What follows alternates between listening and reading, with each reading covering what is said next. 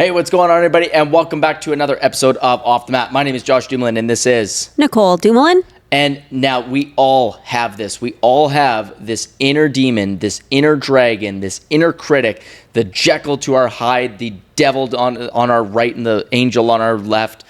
We all have this inner critic that sits inside of us, and it creeps out at the most inconvenient times and when we do not want it to happen. And what's even worse is, as a parent, watching our kids experience the inner critic that they have in themselves. And especially when you do watch that with your kids and you watch them struggle with it and you watch them do that. And so in today's episode, we're going to go through on how you can turn your child's inner critic into their number one coach. So let's get into it. Now, before we do get on to our 5 tips here for you guys to tame the inner critic, the inner demon inside of you, and that one that says you are not good enough, if you guys could do us a favor, please just subscribe to the channel here. It does really help us out here. That way you also get notified of any new episodes that we have coming out, and then you're able to stay on top of everything that we have happening here. So, as we get into it, number one way to start taming the inner critic inside is to give it a name. Give it a name, bring it forward, make it present, start acknowledging it, and give it a name so that way you and your child are going to then be able to start making it more aware. That is going to lower the threat of the critic itself and create distance from the problem here. So we want to make sure that we've given it something. We want to give it an identity. And that way we're able to actually just make it more aware and then actually confront it. Yeah, the awareness piece is so important because I think when we're first having those thoughts and we see our children having those thoughts, like they don't understand what it is exactly. And it's important to create that distance because we are not our thoughts. We are not those things that the dragon is saying. And by naming it, it does, like you said, create that distance from the dragon. Another important thing about the dragon is that our dragon's not necessarily the enemy. Like, the dragon is there for a purpose, right? The dragon is there to keep us safe. And so it's not so much about the dragon is the enemy. It's about the dragon is misunderstood. And so we have to just be more aware of that dragon and what they're saying. And so by naming it, now we can start to have kind of more of a relationship with that dragon, and we can learn how to work or make that dragon work for us, right? Mm-hmm. So, and I mean, that's what this whole episode is about, but that's kind of the first step, is being aware that this dragon exists and understanding that they're not necessarily there to make our lives harder, but we have to train them to perform in a certain way for us, for our benefit, right? Not to our detriment. No, that's right. And so when we're doing this, again, when we're working through this with our kids, especially when they're in a martial arts class, they're on the floor, and when you've now given it this name, like, to me, my inner critic it's just a bunch of noise. It's all over the place. It's static to me. And there's all of these things. It's just one thing after another. You're not good enough. You don't talk good enough. Like, even as a instructor and a coach, I still have those thoughts of whether or not I'm a good enough instructor on the floor. Even after 20 years of doing it, I still have that inner critic inside that still wants to creep in. And so to me, that name for mine is static. It's noise. He's this figure, this being that comes up. The noise, the static starts to take over. Right. And it's important for me to kind of bring him forward, because as soon as I bring him forward, then the warrior is going to then be able to kind of start being able to control the narrative that this static, this noise wants to then create. Yeah, I think that's an important piece, is that you are the warrior, right? There's the dragon, but you're the warrior, and you're capable of training the dragon. That's right. Yeah. So, and you train the dragon to understand when to be loud and when to be silent. And so when the dragon's saying those things like you're not good enough or you're not strong enough, you're not whatever enough, that's the times where we have to train the dragon to, okay, we need you to back off a little bit now and be, quiet. No, absolutely. So. Yeah. And now that's the thing, again, even though we have given it this name, again, that doesn't mean it's going to suddenly go away. So that's the important piece here too, is just naming it isn't just going to make it just disappear. It's just going to make it present. If anything, it's going to bring it forward. But again, we're going to reduce the threat. Because now we've made it known here. Now, number 2, because as we start going in and we've given it this name, it's important then, the second tip here that you want to start working through with your child is once you've given this name for the critic inside here, is we then want to create an if-then statement. So when they're on the floor, and again, it's going to creep in. So if my inner critic starts saying, I'm not fast enough, or if I mess up on this pattern and I start to get distracted and I start to get flustered and I start to get frustrated with myself, then I'm going to take 3 deep breaths, calm myself, and carry on. So at least this way here, we're now creating a plan before any of this has even happened, right? We've created the if, then. So if this happens, then I do this. If this happens, then I do this. If this happens, then I do this. If I mess up on my pattern, I take 3 deep breaths. If I fall down during sparring, I pick myself back up, I pull my uniform in, I tighten my belt, I get control, catch my breath, and carry on. But we need to start creating those things, especially again, if we're working with this critic inside. If I start thinking to myself, I'm not fast enough, then I'm going to acknowledge it. Hey, static, it's time to move to the side here. I need to take control. It's Josh's turn here.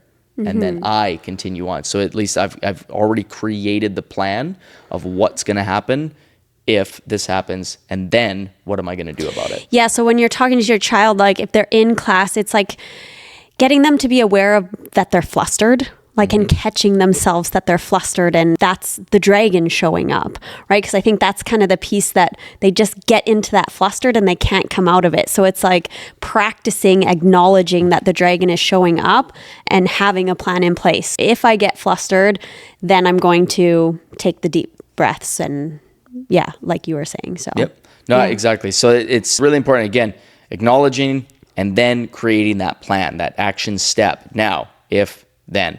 And it's really simple because, they've gone through it and you can just simply, just getting them to kind of get control. Then I take 3 deep breaths. Get control of myself again and then carry through, right? So number 3, create a tiny wins ledger. Now this could be even just something simple as just at the end of class, like what were the small wins that we had from the class. Like you can even create this a little journal for them at home where they can then write things down. But what are the little wins that happened in class? What did I do really, really well? Or like even what was like just the small little win? Did I make it through my pattern without messing up? Did I make it through 2 full minutes of sparring without hyperventilating?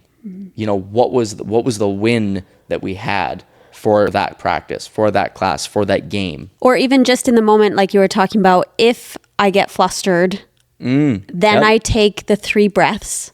Okay, I took the 3 breaths. Celebrate right then and there. That's your tiny win right there. Is you stopped, took control, you've carried out your if-then action plan. That's a win right there. You can celebrate, like, give yourself a fist pump or like, little whoop whoop, whatever. That's your win right there. So teaching our kids like, hey, when you do that, you get flustered and you have your if-then action statement and you did it, you can just like be pumped up about that. Let that energize you and take you to the next trial that you're going to go through. Yeah, that's right. Yeah, exactly. And then even just, they can go through it after after class, whether it's with the coach or with you, the parent, being able to be like, I was able to get control. When this happened, I was able to do this, and I did it without even thinking about it. And they might be really, really excited about it. There we go. There's your win. You did that. Yeah, it's like in the moment having that celebration, but then that piece about writing it down and putting it in a journal is so important as well, because you're going to be able to track your progress that you're seeing and that you're achieving, and you're getting better at, training your dragon. Yes, exactly. Which really helps us tie in number 4 here. Now, we do this one here. Why I really wanted this one in here was we do this one with Ryder, and this is a pre-game script, post-game debrief. And so before he goes into class, and this goes for martial arts or baseball, is what is your focus tonight? What is it that you're going to work on? Now, that gives him the chance to kind of stay focused on an exercise and kind of avoid letting that thing come inside, but he's able to then have something that he's focusing on. I want to keep my elbow in as I'm swinging through. I want to chamber my leg more before I throw that side kick. I want to last longer in sparring. I want to do 3 rounds in a row. Like, he has a focus. Like, I'm going to work on my cardio tonight by trying to do 3 rounds in a row for sparring. Or again, I'm going to try to kick faster by lifting my knee. I'm going to try to hit the ball farther by keeping my elbow tucked in, and as he's his knob to the ball, like he's working on what is that focus. But then afterwards, we always do the post-game debrief. And that's where he has a chance where he has a journal himself. Looks just like this, little black one, written on there. I think Ryder's Sports Journal or something. Yeah, training journal.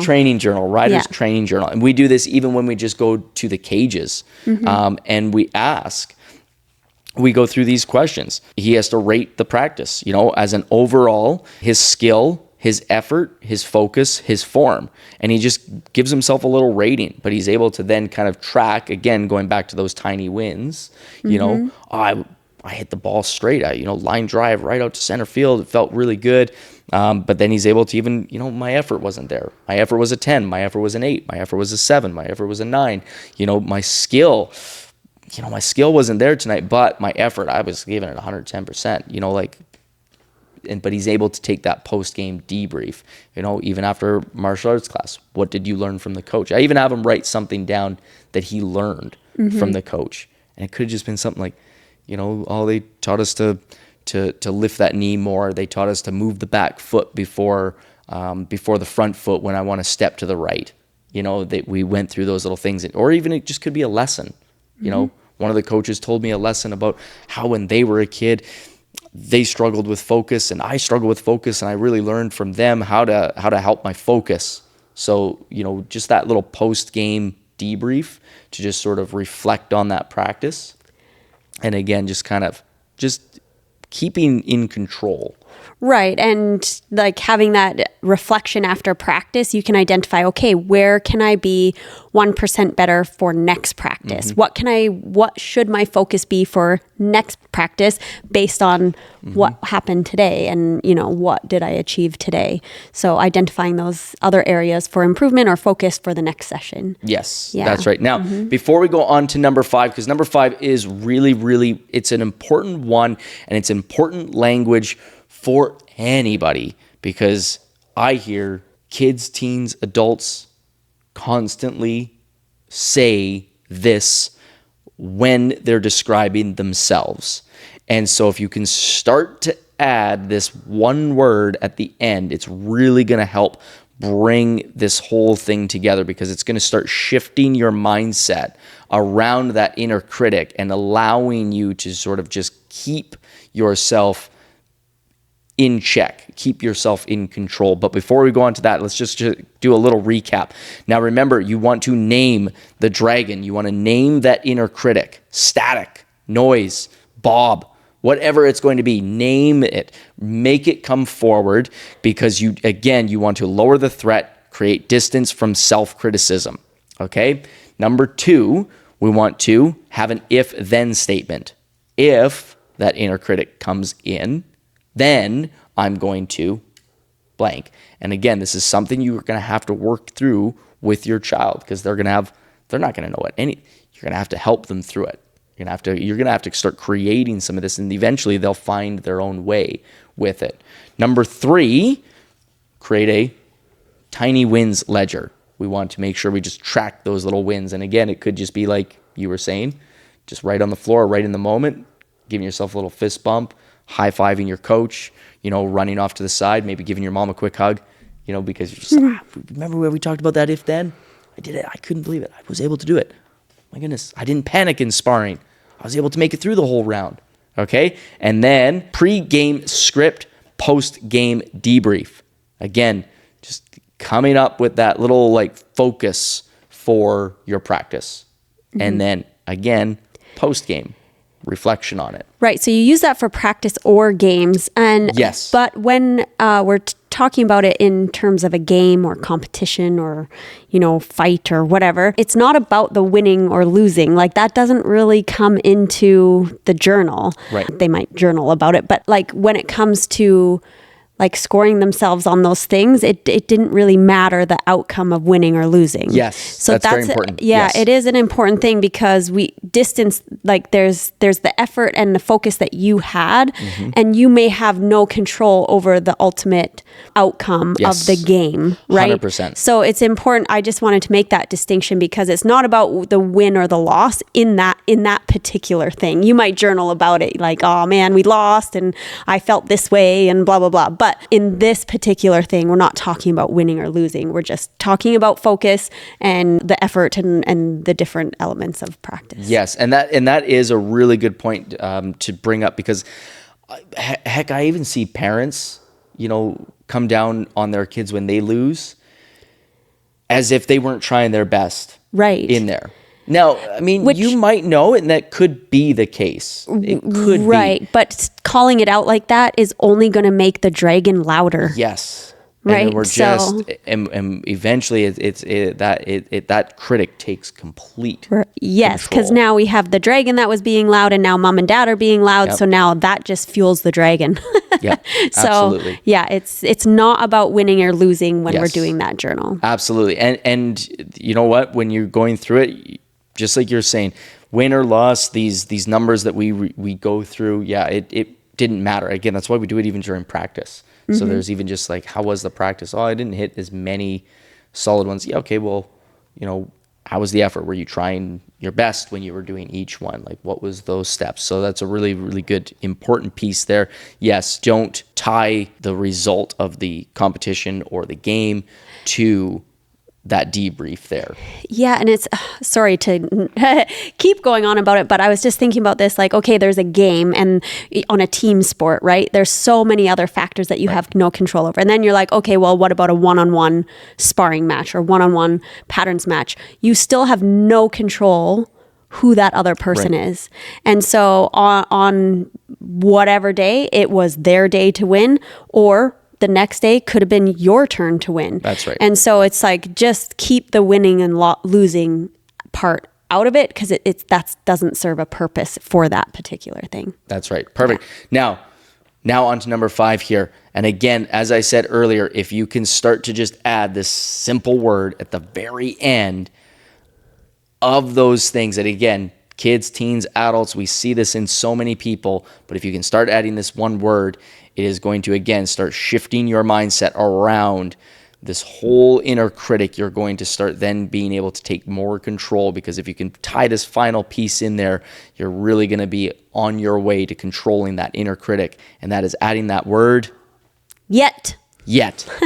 I am not fast enough. Yet. I am not good enough. Yet. I am not quick enough. Yet. I am not strong enough. Yet. I am not fast enough. Yet. I am not handsome enough.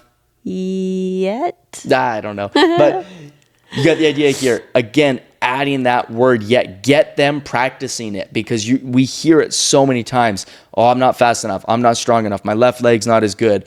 That's a big one. Everybody mixes up the sides. Oh, my left leg's not as good. Yet. We got to work on it some more. Your right leg's a little bit better. Your left leg's good. Your right leg's better. is okay. So I have a couple thoughts on this. I love this, by the way, and I'll try and walk you through where my brain goes with this. So whatever we say to ourselves is what we believe, right? So if we say, I'm not good enough, or I can't kick hard enough, or I can't kick fast enough, like we believe that. And so then we end up holding ourselves back because we hold on to that belief. So then that's where this positive self-talk comes in, right? So people will say, well, don't say that to yourself. Say, I can kick really fast. But when I say I can kick really fast, when we know it's not true, right, it's such a lie to yourself. So like you've heard about these positive affirmations and they just, I know, like they're just hard and they don't make any sense because they're too far for your brain and your being to believe in it yet. See how I just did it? But when we can say, I know I'm not kicking fast enough. Like I know that, I can see that. Like that's the truth. That's the truth of where I'm at. So it's better or easier or more acceptable, more believable if I can just add that word yet and build on that. So I can't kick fast enough yet. Okay. So now we've taken a negative statement, but we've added this element of hope and desire and, traction to get there. So there is a path there by adding that word yet, rather than just saying, I can kick really fast. Like that would be the positive affirmation, but it's too unbelievable. But if I say I can't kick fast enough yet, there's actually hope there, right? And there's some action and work that can be done to get there. Yes. So absolutely. Did that make sense, what I was just all saying? Yeah, 100%. Okay. Absolutely. And again, if you can just, even yourselves as parents, when you're watching those kids, like every time you see them hear them say those words, like, I'm not fast enough, I can't jump high enough, just right after they're done, yet. Yeah. Yet. Right? It's such an easy fix. Yeah, just jump in, just finish it off for them. Get them into the practice of hearing, I'm not fast enough yet. And then get them into the habit of saying that. Like, the more they can say it out loud, the more they're going to start to go, okay, well, I'm not fast enough yet. Well, what steps do I need to take to get faster? Right? So just adding that one little piece in there. I also, this is in addition to the yet, I guess, is also to question the dragon. So the dragon's saying, I can't kick fast enough. Okay, so we're going to change that to I can't kick fast enough yet. But you could also look at it, okay, you can't kick fast enough compared to who? Compared to what? Like, what are you comparing yourself to the 20-year martial arts veteran that's like been doing this for 10 times longer than you?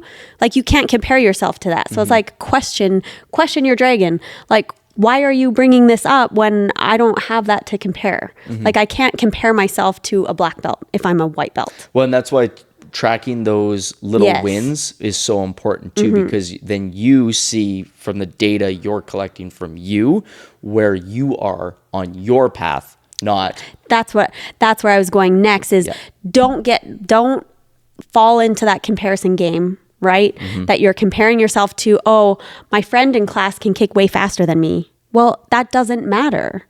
You have to question your dragon. Dragon, I don't need to compare myself to little Susie over there or little Johnny over there. That's not who I need to compare myself to. I need to compare myself to the version of me yesterday. Am I kicking just a tiny bit faster than yesterday? If not, that's okay too. But let's make the plan to get faster if that's the goal. Yes. Right?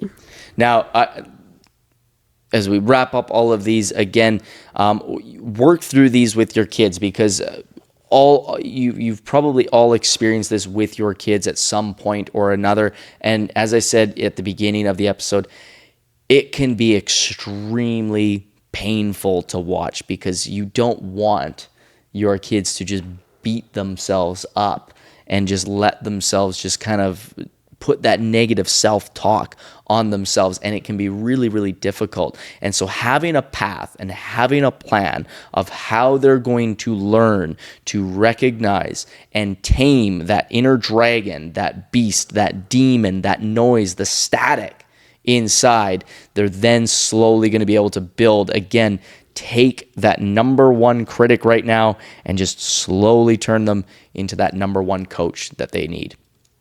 I love it. I have another comment about naming it, because we talked about this before, I think, but then we never brought it up when we were talking about it. Was like, this could be a cool activity for you guys, like when we get the kids talking about their dragon, like naming it. You could draw it. You could really describe it, describe the dragon, and then describe the feelings that happen for them. So they might experience, like some of the anxiety type symptoms. So like they might get sweaty, or they might get nervous, or they might get shaky. Like those are all signs that the dragon is showing up. So just having all of that kind of discussion so they can begin to identify when the dragon is showing up. That's all important conversations about, that you can have when you're naming it. Absolutely. Yeah. No, really good. I really hope that you guys enjoyed this episode here, and I hope that you can take these skills to work with your child on how they can start to take control of the inner critic inside of them and start to, again, bring it forward and not let it just be who they are. If you guys like this episode, please subscribe to the channel. Also, comment below maybe what tip helped you the most, or if you have also used anything yourself, either on yourself or with your child, that really helped them overcome some of those things, because we would love to hear what you have also done in the past to help your kids too, so that way we can then take that and the rest of the community can take that and also help their kids with it too.